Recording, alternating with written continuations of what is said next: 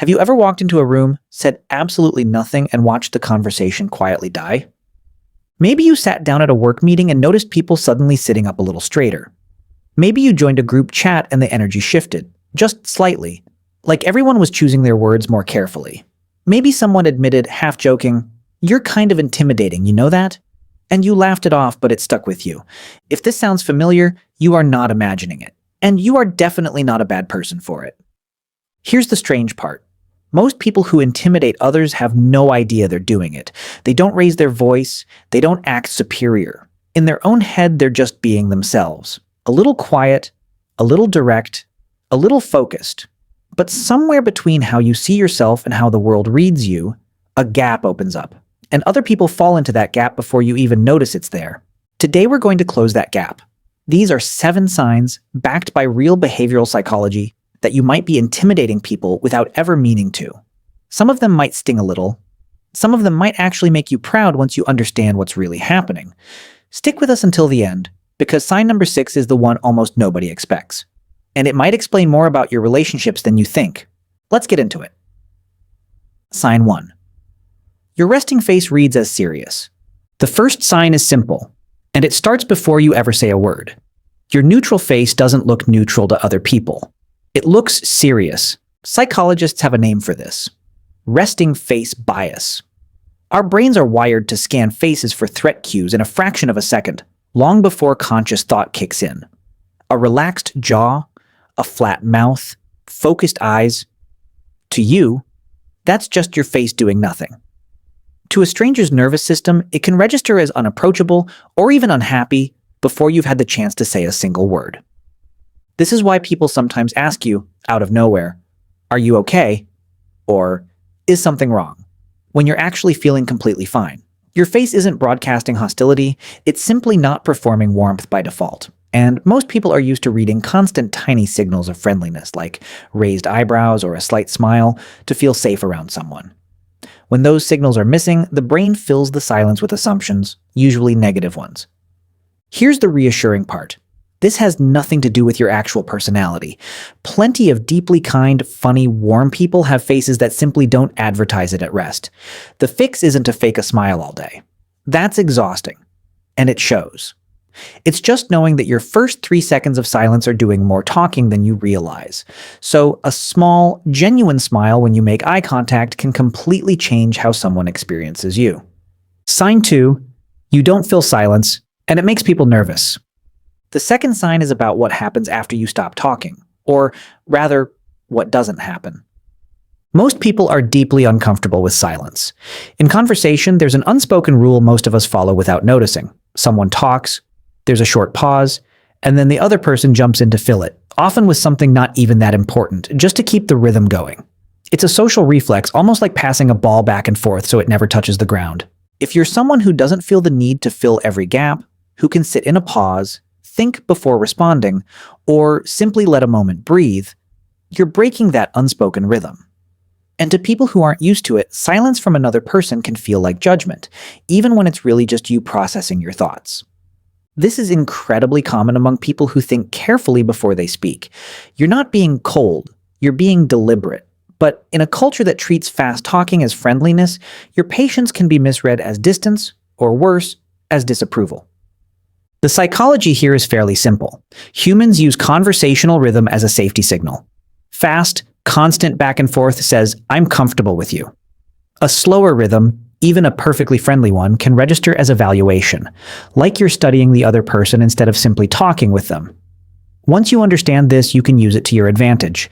A brief verbal or nonverbal signal, like a nod or "that makes sense," while you take your time to think, keeps people feeling included instead of assessed. Sign 3. You maintain strong eye contact. Now here's one that often surprises people, because we're taught our entire lives that eye contact is a good thing, and it is, up to a point. Confident, sustained eye contact is one of the clearest nonverbal signals of self-assurance. Research on social dominance consistently finds that people who hold eye contact longer and don't look away first are perceived as more competent, more confident, and more in control of a situation. Which sounds great, until you realize that more in control and intimidating often live right next to each other in someone else's mind. Here's the thing about eye contact. It's actually a negotiation. Most casual conversations involve a natural back and forth of glancing at someone and looking away. Glancing and looking away, almost like a subtle dance neither person consciously tracks.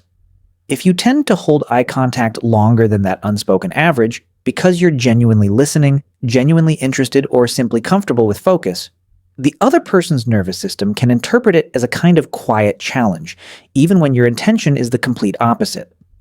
This is especially true in professional settings, where prolonged eye contact from someone in a position of authority, or someone simply perceived as capable, can feel evaluative. You might just be listening closely because you care about what someone is saying.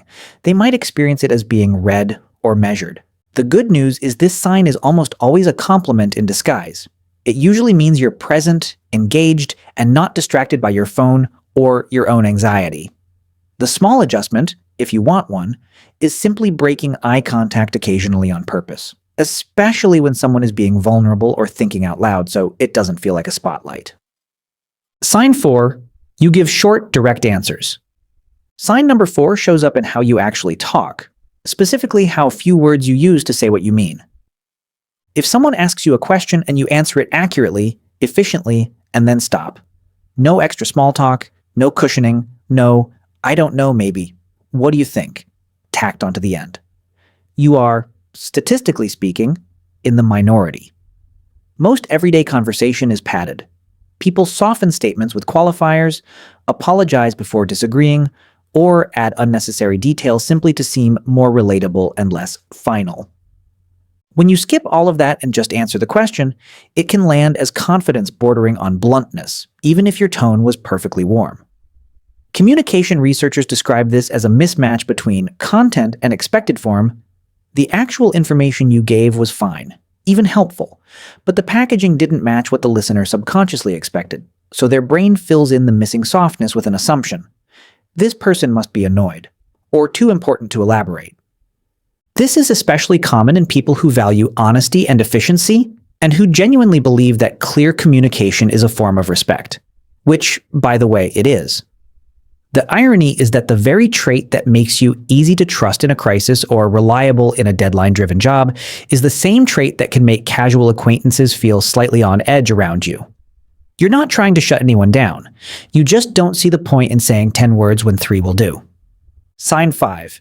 People apologize to you for no clear reason. This is one of the clearest and honestly funniest signs once you start noticing it. People say sorry to you constantly for things that clearly don't need an apology. Sorry, is this a bad time? Sorry, this is probably a dumb question. Sorry to bother you. If you hear versions of this regularly from coworkers, friends, even strangers, that's not a coincidence. And it's not really about you doing anything wrong. It's a nervous system response. Psychologically, an unprompted apology is often a preemptive social repair. People do it when they sense, even subconsciously, that they might be taking up space they're not sure they're entitled to. It's a way of asking permission before the fact. And people are far more likely to do this around someone they perceive, even slightly, as higher status, more competent, or simply more together than themselves. This one usually catches people off guard because it feels backwards. You're not acting superior. If anything, you might feel like the most uncertain person in the room. But other people are often reacting to your composure, your calm tone, or your ability to handle situations without visible panic, and interpreting all of that unconsciously as authority. Composure, it turns out, reads as power, whether or not you feel powerful on the inside. Sign 6. You're the one people go quiet around when you walk in. Here's the sign almost nobody expects, because it feels less like something you do and more like something that just happens around you. You walk into a room mid-conversation, and for a second or two, the volume drops. Not dramatically, not like a movie, just a small dip, a slight straightening of posture, maybe someone glancing over before going back to what they were saying. Then everything continues completely normally. This is one of the most misunderstood social signals there is because most people assume it means something negative, that they were being talked about, or that people are uncomfortable with them. In reality, this reaction is most commonly linked to something psychologists call reflexive status checking. When someone enters a space, human brains automatically and instantly reassess the social hierarchy of the room, purely out of evolutionary habit. It's the same instinct that made our ancestors briefly pause and take stock whenever someone new entered their territory. It has almost nothing to do with whether you're liked, and everything to do with how your brain and everyone else's is wired to track who is present. The reason this specific sign tends to attach to certain people and not others usually comes down to a combination of the first 5 signs we just covered: composed expression, comfortable silence, steady eye contact, direct speech, and an aura of quiet self-assuredness. Put together, your nervous system is broadcasting stable and unbothered. And stable, unbothered people unconsciously get treated as a kind of social anchor point. The room recalibrates around you for a second, then settles, because that's simply what human groups do around anyone who reads as grounded. This is, in almost every case, not a bad thing. It just means people take you seriously, sometimes before they've even gotten to know you. Sign 7. People assume you're angry or upset when you're actually fine. The 7th sign ties everything together, and it's the one that can feel the most frustrating because it involves other people misreading your emotional state entirely. You're having a completely normal, even good day. Then someone asks cautiously, "Are you mad at me?" Or, "Did I do something wrong?" And you genuinely have no idea where that came from. From the inside, you feel neutral, focused, or simply quiet. From the outside, that same energy can be interpreted as tension. This happens because humans rely heavily on a concept psychologists call affect display, the visible, moment-to-moment signals we give off that communicate our internal emotional state to others. Most people naturally display a fairly wide range of these signals throughout the day: small smiles, verbal filler, expressive tone shifts. If your natural baseline is calmer and more contained than average, people who are used to reading constant emotional cues from others can end up with a kind of information gap. And when humans don't have enough information to explain someone's behavior, they don't default to neutral. They default to the explanation that feels safest to prepare for, which is usually the negative one. Better to assume someone might be upset and tread carefully than assume everything's fine and be caught off guard. None of this means you need to perform more emotion than you actually feel. It just helps to know that a little verbal context goes a long way. Something as simple as saying, "I'm just thinking," or "all good, just tired," can close that information gap instantly, before someone's imagination fills it with a worse story. So if you recognized yourself in several of these signs, take a breath. None of this means something is wrong with you, and it definitely doesn't mean you need to change who you are to make other people more comfortable.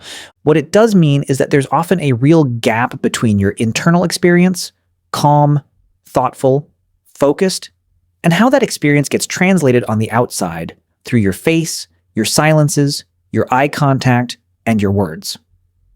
Understanding that gap doesn't require you to become louder, softer, or more expressive than you naturally are. It just gives you a little more control. A small smile here, a quick just thinking there. Not a performance, just a bridge, so people can meet the real you a little faster instead of filling in the blanks with their own assumptions. And honestly, most of these signs, once you strip away the misunderstanding, are traits worth being proud of. Composure, directness, depth, the ability to sit with silence instead of rushing to fill it. These aren't flaws to fix. They're signals of someone who thinks before they speak and doesn't need constant external validation to feel secure. The world just hasn't quite caught up to how to read that yet. Now we want to hear from you. Which of these 7 signs hit closest to home? Have you ever had someone tell you completely out of nowhere that you seemed intimidating and been genuinely confused by it? Drop it in the comments, because we read every single one, and honestly, some of the best insights on this channel come straight from you. If this video helped you understand yourself a little better, do us a favor and hit subscribe, because we're building an entire library of videos exactly like this one, unpacking the quiet psychology behind the way people experience you, so you never have to guess again. Thanks for watching, and we'll see you in the next one.